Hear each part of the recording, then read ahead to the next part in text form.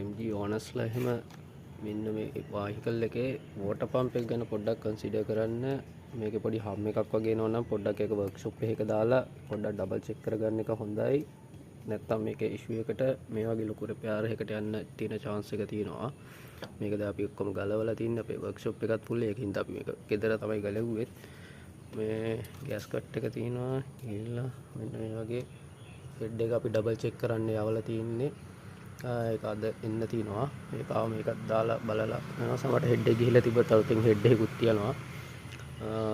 මේ වගේ ලොකු ප්‍රමාණයක් ගලවන්නත් වෙනවා. ඒකේ හෙඩ් එක ගලවන්න මේ ඔක්කොම ගලවලා තින්නේ. චේන් එකේ ඉඳන් ඔක්කොම ගලවලා තින්නේ. අපි මේ තින්නේ original genuine steel gas cut එක. ඒක දාන්න ඉන්නේ. ඒක දානවා මෙන්න මේ වෝටර් පම්ප් එක brand New genuine water pump එක කොහොමද දැන් දානවා. ඒක නිසා MG vehicle එකක් තියෙනවා නම් මෙන්න මේකේ හම් එකක් එනවද කියලා පොඩ්ඩක් බලන්න. ඒක හම් එක આવොත් පොඩ්ඩක් වර්ක්ෂොප් එකකට පොඩ්ඩක් අරන් යන්න. මම පෙන්නන්න වෝටර් පම්ප් එක. ඒක පොඩ්ඩක් අරන් යන්න. කළා ඒකේ රිපෙයාර් එක කරන්න. මේ තර්මෝස්ටැට් වැල් එක ඒකත් පොඩ්ඩක් ඩබල් චෙක් කරවන්න ගමන්ම. ඒක කරා නම් මෙච්චර ලොකු රිපෙයාර් එකකට යන්න අවශ්‍ය වෙන්නේ නැහැ.